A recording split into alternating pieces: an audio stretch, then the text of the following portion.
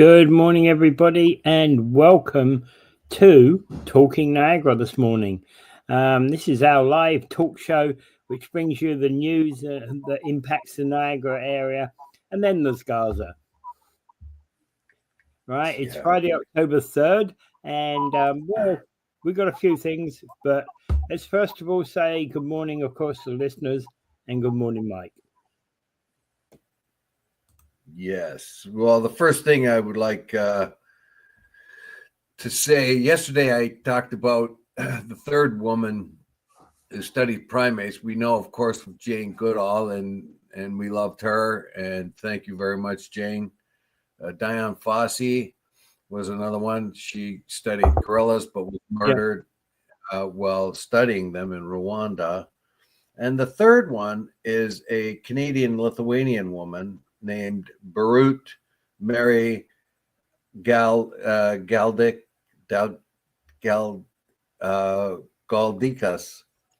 and she also had talked. She began her field work in Indonesia, Borneo, studying orangutans. It took her a little while to convince Dr. Leakey it was worthwhile, but she did, and she's been studying them for many years.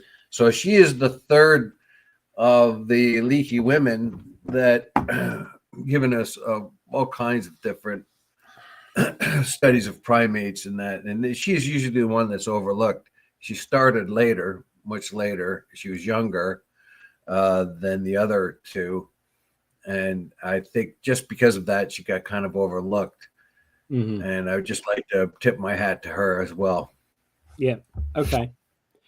All right, so the recent protests in pro-Palestinian protests in Niagara Falls, according to the NRP, were managed without escalation, even though there were a few nasty incidents there. Most of the incidences, I didn't know this was going on at all. I would have gone down to watch it if I'd known. Well, there's some complaints about slogans and imagery used by some participants, which has drawn criticism from Jewish community groups and described the language used as anti-Semitic and provocative. Well, since I wasn't there and I didn't hear them, and that's my biggest fear of these demonstrations, is that they I don't mind them. I really don't want them to be characterized so much as pro-Palestinian as pro-humanitarian. And we get the idea when somebody says like Palestinian in our culture has a negative connotation because of the Yair Sinwar and previously the different terrorist attacks Palestinians have launched against Israel, but we never really do get what the sort of state-run terrorism does to the Palestinians. And unfortunately, in our culture, we the bad guy, good guy scenario is Palestinian is bad, Israel is good. Yeah. And it's hard for us to get over that. So I wish they'd recharacterize this, not because they're wrong, but because of the cultural sort of view that we have here in North America. Our press is being controlled, and we don't get the Palestinian side of the story. It's a very, very hard thing to get out there. Most press companies don't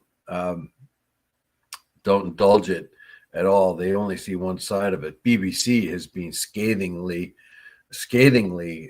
criticized for its one-sided view of this whole Gaza matter from the very beginning. And they're supposed to be, and generally speaking, they're a pretty good international reporter. But so I would like to see it more as a humanitarian thing. Myself, but as you said, we aren't there, and you don't know the exact nature of this demonstration, do you? No, I'm just saying, generally speaking. Yeah. To me, to endorse the Palestinian people is a good thing. To draw attention to that is a very good thing. But realistically, we must be very careful on how this is viewed by the public. And this particular demonstration had sort of explosions of color and big noise. And their excuse for doing that, or their reasons for doing that, was to make sure that people paid attention to them, and they were very well. They said protests are not a quiet thing. They have to be loud. Yeah, exactly. That actually, of course, is true about protests. They have to be loud. And most people, they say this, they come, they say their thing, they shout whatever it was they have to shout, and then they go home again. Yes. Right. And we've seen that there's been okay, go ahead. I was going to say, in LinkedIn, just as a comparison, I see some of the Black Lives Matters parade that was here, and I use the term parade because it wasn't even that. It was it was held in COVID, of course, and it was one or two people here and one or two people 100 meters away. Yeah, so that was different too, and it was not the kind of riot demonstration that happened in the United States. Yeah, you see, there's the point I'm trying to make, where Black Lives Matter protests, the mostly peaceful protests, they joke about. So the protesters went through, and then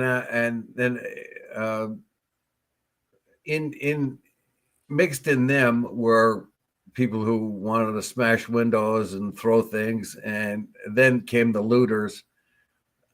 So it's you don't want to associate your protest with violence. No.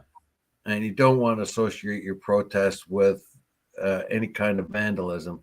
In this particular case, they made a lot of noise, according to the article. But other than that, the NPR thought it was a pretty organized and peaceful protest. Yeah. It didn't really cause a whole lot of damage. They had some shouting matches between some of the observers in that, but they're basically saying that some of the slogans and imagery used by some participants, and notice the word some participants, not all, sparked criticism from local Jewish community groups who described the language as anti-Semitic and provocative. Right? Some participants again. Yeah, you're going to have to be very, very, very careful here. Remember, we talked about a protest that was in St. Catharines that was made up of Jews, Palestinians, and others that have been around for a very long time. That's the type of one that I like myself. We talked about Jewish students chaining themselves to a fence. It was, I think it was Columbia or Harvard or one of those places. And they were protesting on behalf of Palestine and chaining themselves to a fence in protest of some of the protest leaders being arrested and deported, that kind of thing. So we got to remember where we are here. And unfortunately, there's been, according to the news, there's been a rash of anti-Semitic attacks. And since the Gaza thing has happened, this is misguided. This is misguided in a huge amount. Like it's like killing Charlie Kirk or that kind of thing, or firebombing Shapiro's house or anything. Super misguided. And and that's the kind of thing that, I don't know. It just doesn't work for me to target a group, even if they are in support of Zionism. You do not direct violence towards them. And of course, we saw that school in Jewish school for girls, I think it is, in Toronto, that they put a couple of bullets in the wall there. Seriously, children, you're shooting at a school? Like, there are those people who are extremists, and they will embed themselves into demonstrations. And it's very hard to filter your demonstrators and keep nutcases out of it. Yeah. And that is the biggest problem. One nutcase could take your whole protest and put a really dark look on it. Oh, I know. Yeah, I know. And I've seen I've seen a few. I was walking around central London when several protests happened in Britain, and what was reported on the news wasn't what I saw. What I saw was peaceful protesters saying their bit, holding their placards, shouting their slogans. Right? They have every right to do that. And it's the few nutcases that caused, that broke windows and vandalized places that caught the news. And I never saw any of that. In fact, I'd say 99.99% of all people on that march never saw any of that, Well, during the Black Lives Matter thing, a friend of mine reported to me what her friend had told her that lived in New York City. They said they watched the protesters go, and behind them a bunch of goons, like Antifa type looking people. They had masks on and they had armor on and all that. They came in with motorbikes, small motorbikes, and that kind of followed the protest. And they're the ones that smashed the windows, and put the fire bombs and all that in there. But the protesters themselves didn't do it. And then after the Antifa types went in and smashed windows and did all the damage, then after that came in the looters. Then the looters came in and wiped out everything that was in the stores and stuff. So you had these three phases of the same protest. You had the protesters, then you had the violent types that did vandalism damage, and then after that you had the opportunists, and they were the looters. And I think the thugs that you're talking about, it's wrong to call them Antifa types, but the thugs you're talking about, the ones that are wearing, the kit that are clothed up and, wearing kind of almost military gear. Yeah, the ones that some of them identified themselves as Antifa. Well, yeah, I think that's anyway. Well, Antifa is a general ideology of anti-fascism. Yeah. And I reported here years ago when there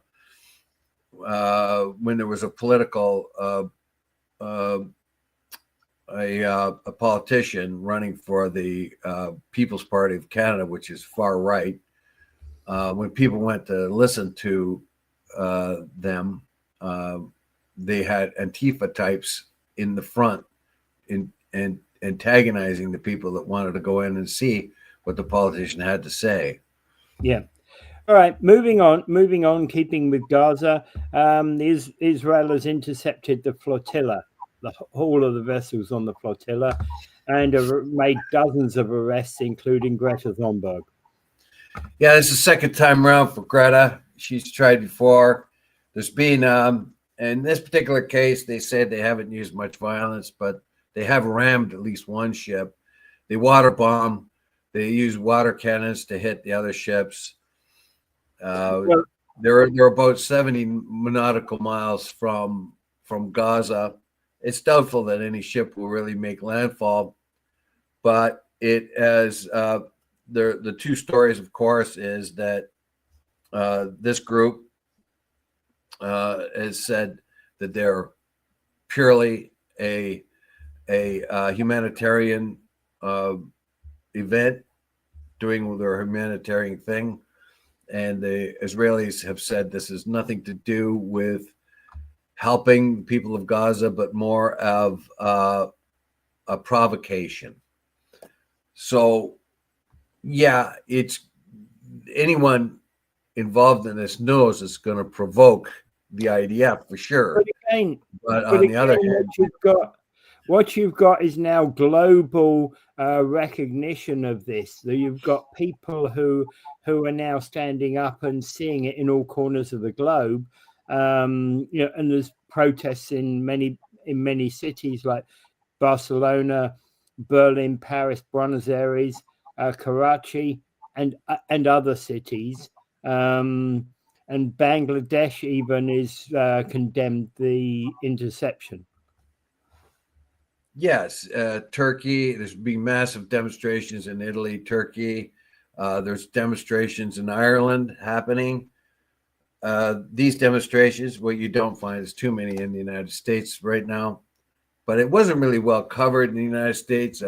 But I didn't watch U.S. news so much, but I didn't see a huge amount of coverage on it.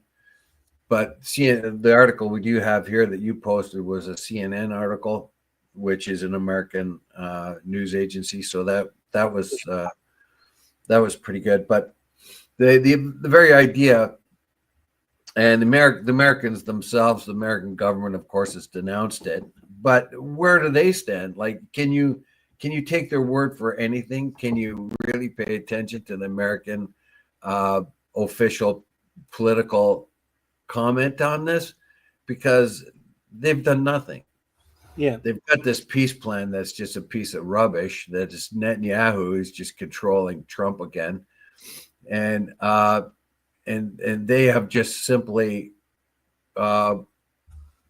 supported Israel in all these things, give them more and more bombs, and just keep doing what they do. They've done nothing really to stop this. The only thing that Trump has really said is he said that he will not accept the West Bank being ceded to Israel. They will not allow Israel to annex the West Bank, but they don't do anything about it. They just let it happen and say, "Oh, we're against it." All those settlements there, the U.S. government is officially against it, but they don't do anything, and they let it go on. And one of the comments here on CNN is that Israel's flotilla inception was calculated as an act of intimidation, according to Amnesty International.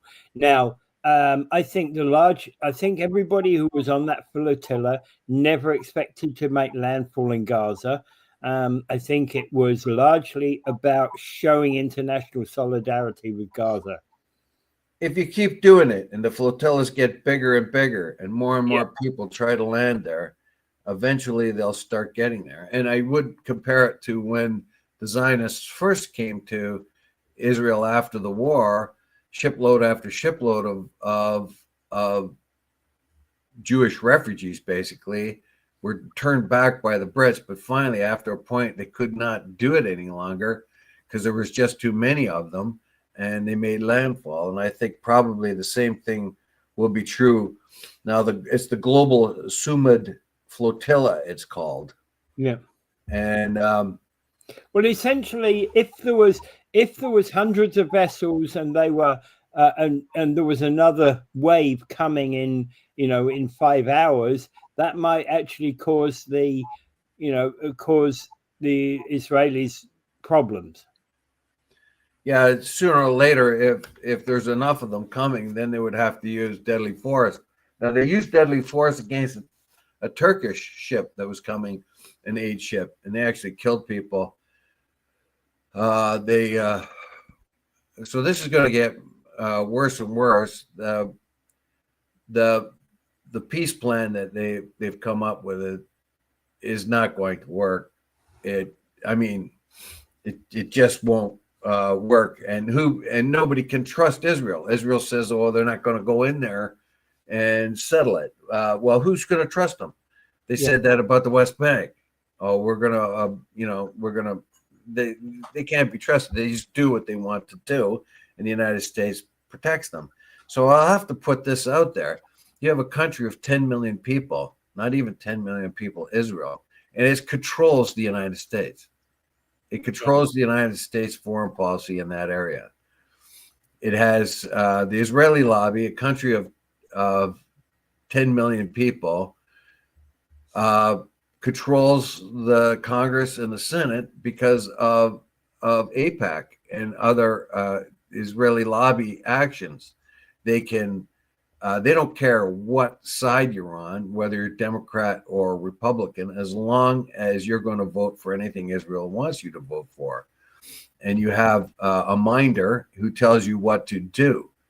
And their strength and their ability to engineer campaign money, and even if they, like a guy like Thomas Massey, who is a Republican who doesn't buy the AIPAC thing, they'll issue incredible amounts of bad press against you, invent things against you. They called Thomas Massey like the Ayatollah's best friend kind of thing. So they just completely lie. And so every politician in the States is afraid of that. The politicians of a country that's 350 million strong are afraid of a country that's 10 million strong. Yeah. It's bizarre. Yeah, it is bizarre. Okay, let's move on. Canada's issuing warnings about citizens with gender-neutral passports going to the USA. And they're talking about that basically there's a X. If you put X as a gender identifier, they're saying it cannot guarantee you entry or transit through other countries. You might face entry restrictions in countries that do not recognize the X gender identifier.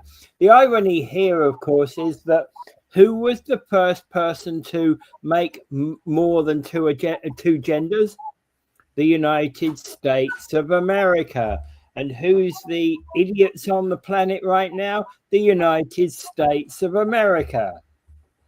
Who was it that allowed more than one gender in the U.S.? Was it Biden or Obama? Or no, this stretches back 30 years. 30 years? Yeah, a long time. Most of my time, I was working with most of my career I was working with software companies. In US-based software came to Britain when we had to modify it to make worldwide. We had to take third gender out. There was always male, female, other in American software. Yeah, but that's not official government. It may not be official government, but it's been done by the Americans for dozens of years, Yes, but it still wasn't government policy. And I don't think they have ever issued a passport with male, female, or other. Now we have. We have. And we saw that wasn't very satisfactory for all the people identifying. We find that in New York City, there was 48 or 50 different gender qualifications, which made their bureaucracy, go into a tantrum because now they have to fill out all these different papers and recognize 48 or something different gender categories. It was a sort of a nightmare of bureaucracy. Imagine all the forms you have to come up with, variations of forms and so on. So Canada just simplified it, said male, female, other. Now that includes everyone else, which is a tiny part of the population, because even gay women and gay men are solidly female or solidly male, which leaves a portion of the population of about 1% maybe. And then in Canada, I think we have about 3,600 other passports, basically. Yeah. So I don't know how many passports have been issued in Canada. So let's call them 20 million. That take half the population of Canada, say that half of us have a passport so far. And there's, say, 20 million. So 3,600 out of 20 million is a very tiny number. Population, so for those in that very, very narrow group, things are going to get tough for them. But it's not just the United States. They would not have been recognized in Russia, for instance, if they went there. They might not be recognized. It most obviously would not be recognized in almost every Muslim country in the world. Would not recognize the other. And they wouldn't, and those countries wouldn't issue visas either, probably. Possibly not. You go to different places in Africa. They might be okay with your sexual orientation, but they're not going to buy that you are anything other than a male or a female. Yeah. Despite your changing, I actually do wonder if that if you transition, does that actually stop your ability to travel because you're no longer the sex that you were originally that would be on your passport? Yeah, so basically what we would have to do is change your sex either to male or female if you do the transitioning, and then live the life like there was one person I met in Thailand, was a man, but dressed and was everything like a woman there could be. Yeah. It was, if you just went and talked to them or saw them on the street, you would expect them to be a woman because they just felt like a woman and act like a woman, dressed like a woman. I got, and actually she was part of the tour I was on one time. It was a boating tour at someplace in Thailand. It was a short one where you went off to the islands and stuff like that and around Phuket. Yeah. But in any case, so there are people that are like that, but they are very few among the population, and they will face a lot of prejudice. Now, the one place you wouldn't expect that until recently was the United States, which would have a sort of a category or an understanding that this is a person that can identify as a male or a female for some reason or other. I think they would have been good with it. Yeah, you know what? Do what you want to do, but not now. It's become political, very, very political. Yeah, and that's the truth of the matter. It's become exceedingly political. Yeah, and that's because Trump has used his demagoguery basically to sort of tap into the culture of the United States and say we're going to have men and women only. So he's going to get lots of cheers about that, and he's going to get a lot of support because of it.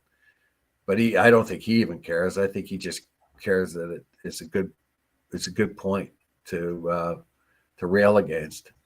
Yeah. Okay. Carney and Smith want a new pipeline. Yes, they do, and yet the pipeline has not yet made it to the list of immediate projects to go with.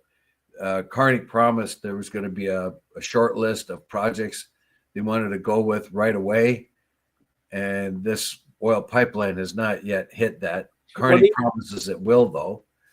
In the meantime, we have a pretty far right Smith and Carney, who is left of center, both knowing the value of a pipeline. This is I can't really see the Liberal government under Justin Trudeau embracing something like that so quickly. They're saying was one thing missing, a company wanting to build it, right? That's the challenge right now. It's the company wanting to build it. And I have to say that we look at things in the modern era, and so if we're going to build something like a pipeline, it takes public investment. But I have to question, why should it? Because you look at the London Underground, the tube network in London, that was built in the 1800s. That was built entirely with private money. Yes, you can. You can, but look at here. There's no they read this article reads as if this is a bit of a failure of the plan, that they haven't been able to get a private company to step in and build a pipeline. But I would say that it's more likely that no company is going to step forward until the trade stuff sort of settles down. Nobody wants to be stuck. I also think you're going to end up with a group of companies, a conglomerate group that will be prepared to build this. Well, remember the Canadian government had to take over the Trans Mountain pipeline, because the private group that was going to do it backed out. And when they did build it, it was, of course, billions and billions of dollars over budget. So no company wants to get themselves stuck in a situation where they cannot really realistically view profits in the long run. And every company knows that once you start building a pipeline, you're going to get everybody and their brother and sister out there protesting it. The native groups are going to want a piece of it or want it to go around them, depending on which way they look at it. The native groups are going to say, look, you're going to go through our land, so we want a piece of this action. Other native groups are going to say, no, we don't want that pipeline going through here. You're going to have all kinds of protests. And normally what a pipeline takes is a very long time to get approval. Yeah. Carney says he's going to fast track all that. But in the meantime, this article sort of maintains that the flaw and the fly in the ointment of this whole problem is they don't have a builder.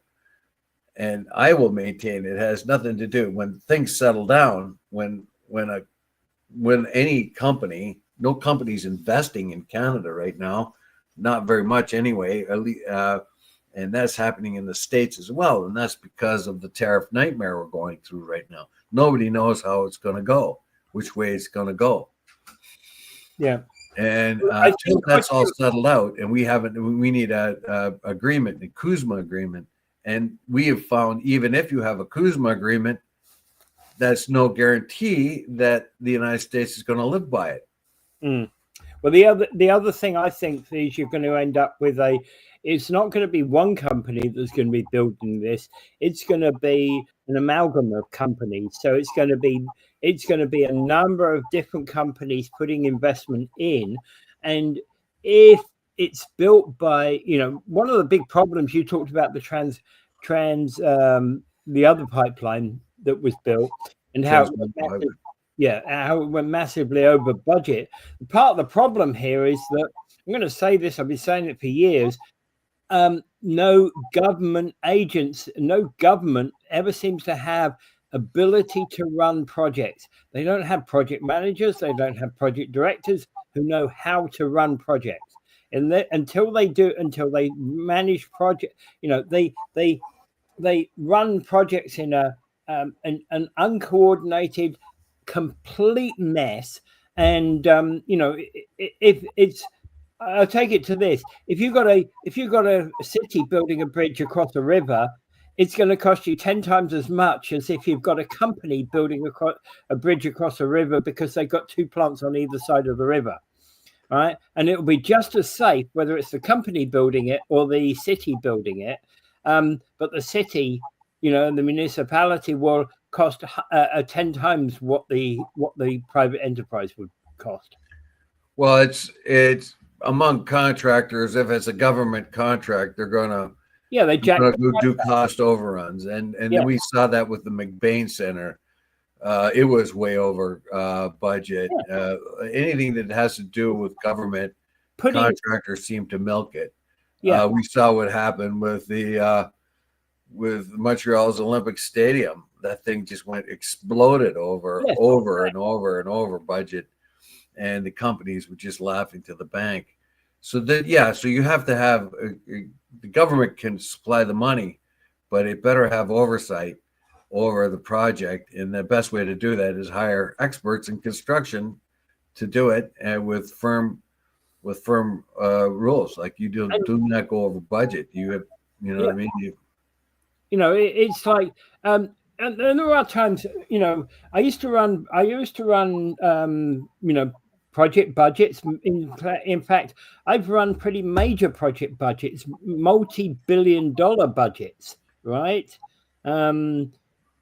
So, and the companies, when you're running those kind of things, they want accountability to the penny.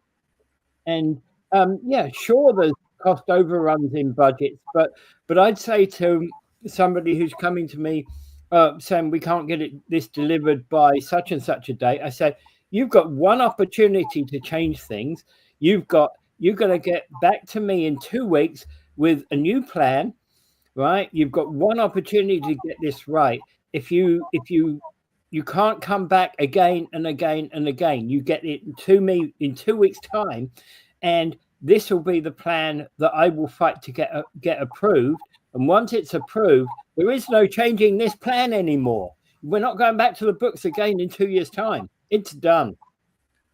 Well, yeah, but that happens in the private sector and, of course, the public sector. The problem with the public sector is what happens is you need a road right now.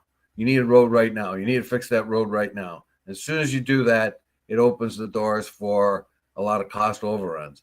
But if you plan it well ahead of time, we're going to build this road. We don't need it immediately, but we can see it and we need it in the future, and then just plod along and do it. The cost overruns can happen because you've well planned and you know what happens. But if you have to do it quick and there's a time schedule, then you get stuck paying more and more and more money because you need it done. This is a pipeline. Someone will build it sooner or later, and I don't think, as the article suggests, that this being a failure of their planning. The idea that no one has offered to build the pipeline at this particular time is because of the economic uncertainty out there now. I agree, but when also that settles down, I think you're going to find an amalgam of companies that will come together to build it. Probably not. What's going to happen is they're going to have the main construction company, and they're going to do a lot of subcontracting because it's going to be a huge major job. So what they'll do is one company will get the contract and sub out lots of it to other companies, construction companies. The financing is the real problem. How do you get the financing? You're going to have to get the financing from banks and other investors. That's going to be a problem. So no longer do the government will probably guarantee the money that goes into it, but they'll need investors and they'll need a construction company. But until the uncertainty in the economy settles itself out, no one's going to make that kind of a commitment. Well, I think you'll end up with a public-private partnership. Oh yeah, you definitely do. It's a government project for sure. Yeah. And it's essential to the irony of it is, we're one of the greenest countries in the world, or we're the best greenest plans in the world, and yet we still need to tap into that oil market. What the government has realized, including Carney, who is a green guy, is there's going to be a market for oil for some time to come, and we need a piece of that pie. And with that piece of the pie, we can help invest in greener technology going forward. So there's a realism happening in the Liberal Party right now, and that's probably irksome to the Conservatives because the Liberals were so out in left field that they were going to get defeated. But Carney comes along and says, hey, I like the ideology of my party, but I also like the practicality of making some money for the country. So let's get a pipeline going. Yeah. All right. Okay. So moving on, Niagara Falls City Councilor's criminal trial is being held next April. That's going to be problematic for Mr. Strange. Could be. Yeah, that's almost a whole year since the alleged infraction. Yeah. Strange lived in that neighborhood. It's close to someone where I know somebody who lives there. He's up on northern. He's on the northern end of Dorchester. Yeah. So this has happened. The domestic has happened, and the trial is nearly a year later. I think a lot of it has to do with the maneuvering of the. To be quite honest, right now, I've been in this situation where I've set down a trial in the court, and different matter, obviously different type of thing, but the we set down the trial, it was 6 months, at least 6 months away. And we remember we're now in October. So this is, this is typical of what would happen. And if there would have been a speak to hearing to set the date, Yeah. So I think, it's my opinion. I think, or my suspicion at least, that the lawyers for Strange keep pushing it as far away as possible to help him keep it out of the public mind. We do have public amnesia. Something happens, we get all excited about it, but a year later we don't even know what's happening. You know what I mean? So yeah, but again, April, he's got from April to it's assumed for a moment that he finishes the trial, and let's not even go to whether to guilt or innocence on this. So it finishes the trial in April of 2026. He's now got May, June, July, August, September, and October, 6 months to rebuild his credibility. Or before the election. Yeah, before the election. I don't think it's going to hurt his electability at all. He's got that sort of invulnerability that Trump has. Trump has got all kinds of criminal. He's a felon. He's this. He's that. He's got all. He started a riot. In Capitol Hill, and all that stuff washes off of him because he's got that solid believing base. And I think that's the same thing with Mike Strange. Nobody, I think that his supporters will not even consider it. Even when he got the fire department guys to come in or whatever it was, that fire department organization to come in and back him up when the protesters were there, things of that kind.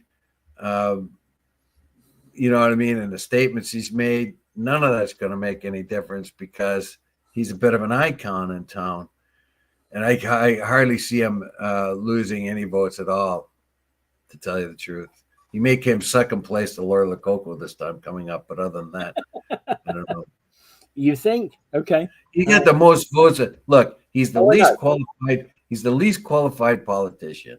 He's been hit with DWI charges, a couple of drinking while driving charges, 2 times. I think one of them went through. He's he's had these domestic things going on, and his performance in city council has been dismal, and yet he gets the most votes of anyone. Yeah, that's because he's Olympic boxer. He did fabulous charitable work, and charitable efforts. So people see that, and they're going to say, "Well, this is domestic." When it comes when it comes down to those charitable things that he's involved with, undoubtedly, there's a lot of good that is done there. Of course there is. Yeah. Of course there is a huge amount of good in there. But that's what the people see. They don't see his ability as a politician. Yeah. And I would say, look, you could take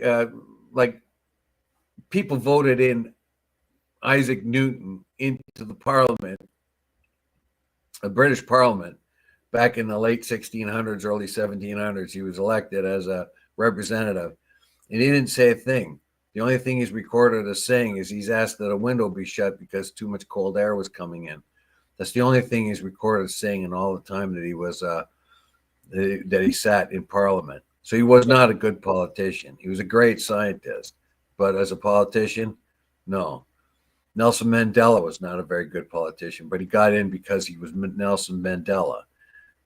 He wisely stepped down when he could because politics wasn't his thing, and unfortunately here, Mike Strange is a politician. He's not a very good one. I mean, he's made some improvements, but he's not a very good one. But no matter if he gets this, you say he's got 6 months to recover his reputation. Well, first of all, having this whole trial pushed back to April helps get it out of the public mind, right? The rage and disappointment all kind of goes away. So they'll have the trial. They'll be decided one way or another. But Mike Strange is not going to lose any popularity because of who he is. Obviously, if he's found guilty, then standing for city council may not be a thing. If he's found guilty, yeah, it would be much harder for him to do that. And I was predicted he would do what Thompson did when Thompson got mixed up in some sort of corrupt deal with Horner to buy land for marine land. He had to step down for 3 years before he was elected, before he could get elected again. Yeah. And that may be happening with Mike. He might have to step down because now we have 4-year terms. He might have to step down for 4 years and then reintroduce himself a little later. But I think even if he runs, even if he is convicted, he still has a good chance of getting in there because he can make the plea, whatever he wants. I don't know. I don't know what's going to happen. I think what's very important that the trial go forward. And of course, he has to be innocent until proven guilty. Yeah. Oh, yeah. He claims he's innocent. So we'll find out what happened. We'll find out. And he will be forgiven. I guarantee you that. He will be forgiven by the public because of who he is, because of his powerful presence in charity for children who have cancer. He brings that up all the time. He ran across Canada to support that. He's been an advocate for that for very long, plus being an Olympic boxer. And, you know what I mean? So he's not going to suffer too much because of this. All right. My opinion. Yeah. Yeah. And, you know, yeah. Even if he's found guilty. Yeah. Yeah. All right. Okay, so CRA couldn't justify why it's auditing Muslim charities. Yeah, this is supposed to be an article about how Muslim charities, and to a lesser extent, if you read it, the Palestinian or Sikh charities. Now, apparently the Canadian government, when they're checking out charities, have focused in on Islamic charities and to a lesser extent the Sikh charities, which is a much smaller demographic group. And probably what it doesn't say here in the article is probably because of the history of some of those charities actually providing funds for terrorist organizations, or not actually being charities at all. There's a couple of different things going on. Charitable organizations, sometimes are charities, the money of them go to people who then reinvest the money and make a lot of money off of it. So that's one reason. But of course, the implication here is that they're focusing in on Muslim and Sikh charitable organizations because of terrorism. And yet the article claims that upon investigation, very few of these have happened. And this is a sort of prejudicial concentration of eyes on Islamic charities and Sikh charities, mostly Islam or Muslim charities, and that is unsubstantiated. And what has happened here is the National Security and Intelligence Review Agency is basically released to the CBC News during the week that they've been looking at allegations that the CRA's Review and Analysis Division unfairly targets certain groups due to their biases. Well, the report comes from the National Security and Intelligence Review Agency. Yes. Released to the CBC on Thursday through its access of information request. So it's done its research. was triggered by years of allegations that the CRA Review and Analysis Division unfairly targets Muslim charities due to bias and Islamophobia. So it's not like this has been happening over the last 2 years or something. This has been consistently going on for many, many years. Well, look, it's been going on for a very long time, but so has Islamic terrorism gone on for a very long time. Yeah, the number one threat to Canada is Islamic terrorism. There's other sorts of terrorism, of course. There's Sikh terrorism. There's white national, white supremacist terrorism, all kinds of other things. Yeah. But the number one threat to Canada from terrorism is from Islamic terrorists.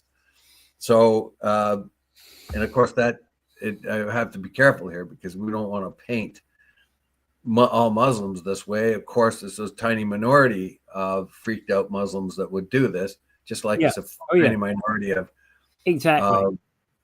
freaked out white supremacists that would burn down a church or something like that. Exactly. But the problem I have here, it says it's due to bias and Islamophobia. I don't buy that. I don't buy that at all.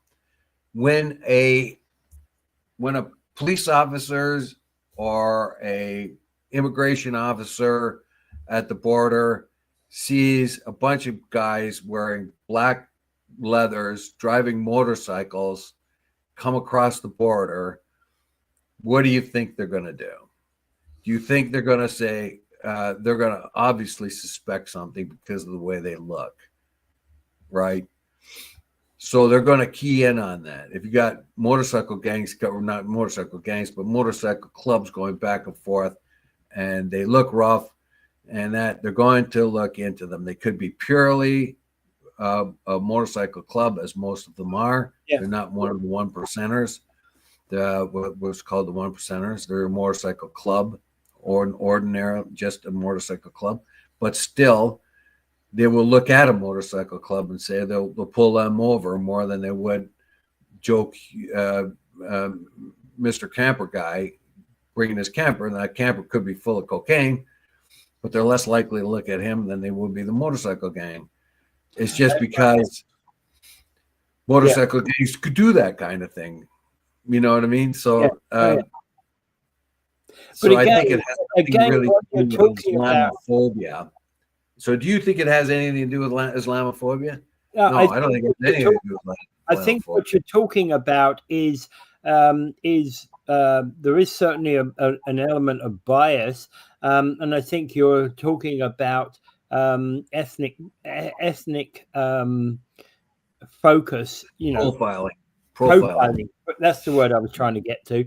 Ethnic profiling that is being potentially misused here. Well, because of Muslims come in every shape and size around the world, it couldn't be ethnic, because you could be an Indonesian Muslim, you could be an African Muslim, you could be an Asian Muslim, you could be a European Muslim. Muslim. Ethnic as in it's Muslim as being an ethnicity, if you like, but it's not. So the term Islamophobia. It's religious profiling. Religious profiling. That's better. So that would be religious phobia or theophobia, I guess. Theophobia. If there's a word, it would probably be something like that. So here we do have a great deal of extremist Muslim groups around the world. Previously, we've had nihilists, we've had other kinds of radical groups. We've had things like the Baader Meinhof Gang, the Red Brigade. Yeah, these are terrorist organizations. Now, if you were to start sending money to people who were associated with the Red Brigade or the Mannheim Gang back in the 70s, you would definitely have a red flag up. But again, hang on a minute, Dave. Let's just say this. So I've heard this sort of thing, and let's So I've heard somebody say, "Oh, I'm not going into that shop because it's got that word halal on it," right? And because it's halal, therefore it supports Islamic terrorism. No, that's completely misunderstanding what halal is. Halal is about eating clean meat, etc. It's the same as kosher, basically. It's very similar to kosher. It's the same as kosher. It's about cleanliness and and how you kill the animal, and about the humanity of killing that animal. And that's what halal is about. It's not nothing, the fact that you could halal meat properly in a Western factory and never use the term halal. Well, I tell you the truth, I have much more faith in foods that are kosher or halal than I do others. If I went and bought some canned meat one time because I wanted to make some, which is very rare, but I did one time, and they had the canned meat, but they had the halal version of it. I took the halal version because I figured there's an extra layer of inspection on that, a religious inspection, like I would if it was kosher, because they're very serious about the quality. In the United States, in the United States, 5 times the amount of kosher food is sold compared to the Jewish population. So 5 times as much kosher food is sold that could ever possibly go to the Jewish community. That's because other people have faith in inspections, and I would do the same for halal. For example, a Middle Eastern guy coming into, let's say, New York, who walks into an area and sees kosher, but doesn't see any halal, will walk into that kosher shop to buy the meat he desires. Yeah, it's like him seeing a kosher on the outside of it and said, "Okay, that's a Zionist organization. It's supporting Zionism." Yeah, exactly. That's how ridiculous these statements are. Well, that's our ignorance, and I've brought that out over and over and over again. Our ignorance is used against us by politicians. And there's not any really great effort of educating people of what halal is, or what a kosher is, or anything of this kind. And it's purely like our ignorance then puts it, we have no idea who the Palestinians are. We have no idea who Sunni and Shia or these kind of different groups are, and that's our ignorance coming out. So the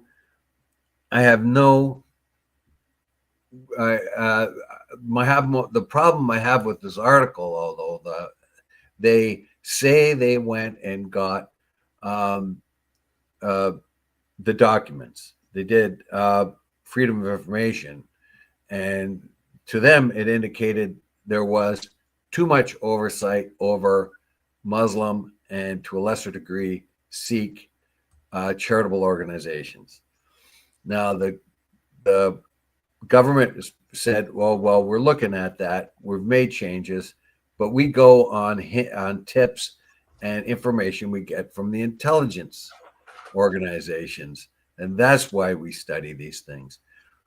I don't think it has anything to do with Islamophobia from the government at all. Well, I don't.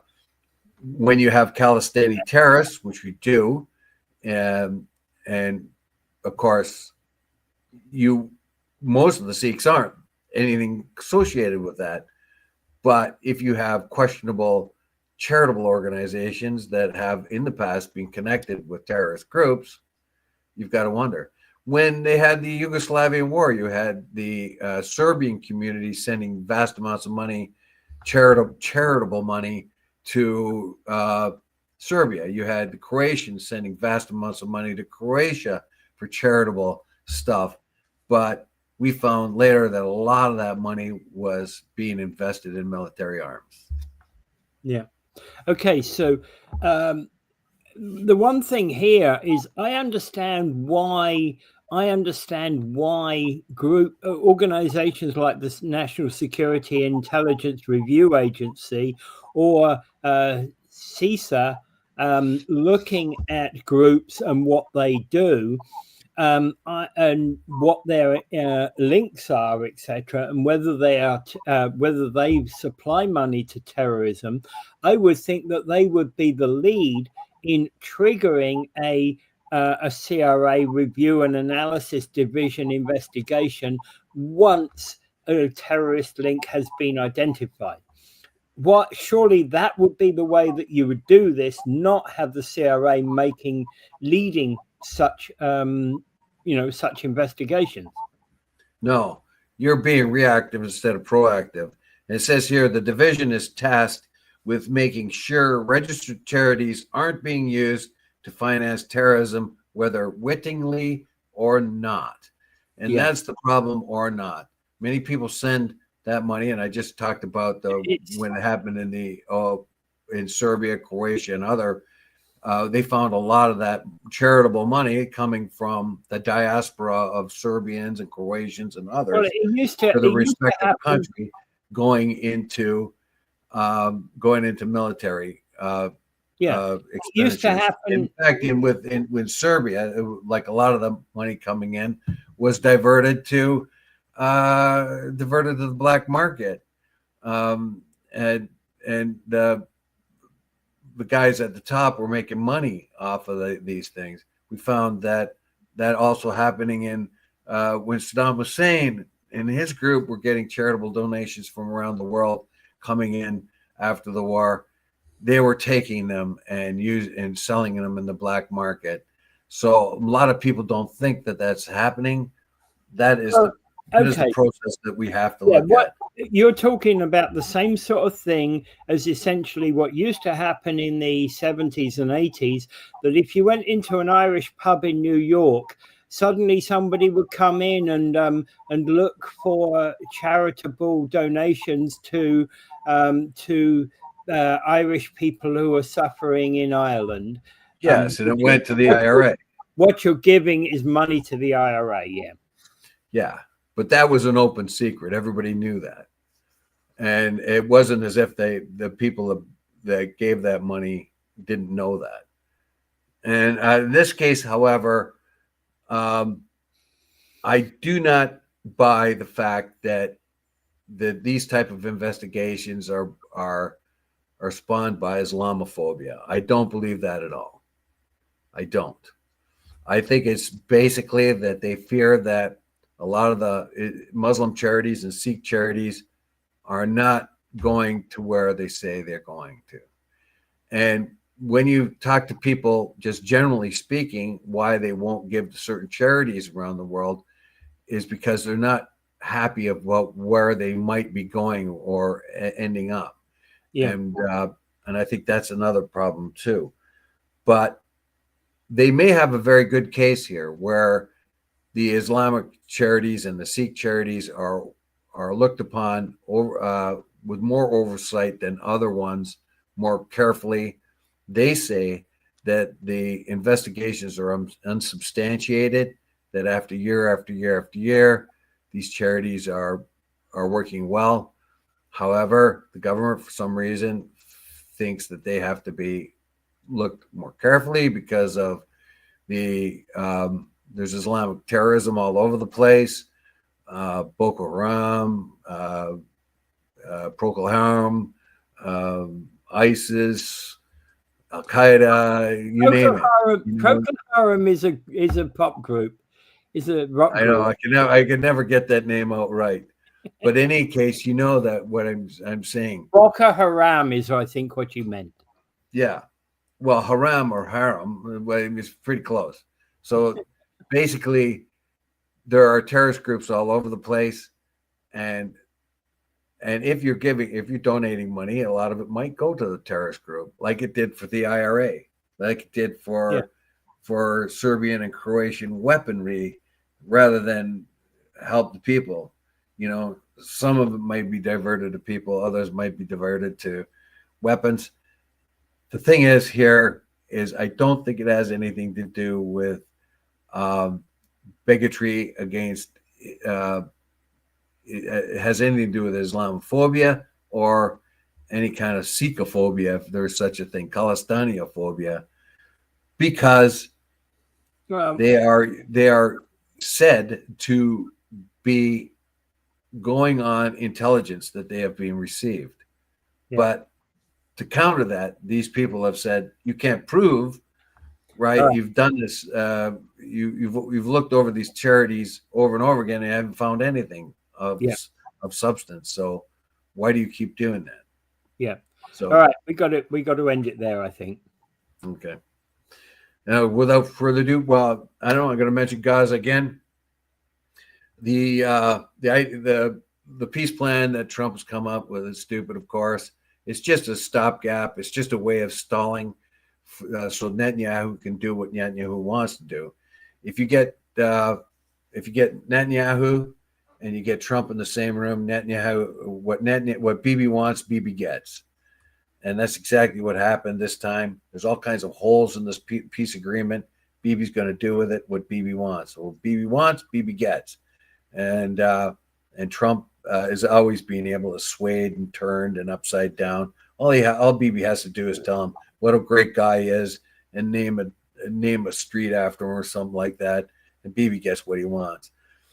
So Bibi full well knows that this is this sort of peace deal is actually exactly what he wants.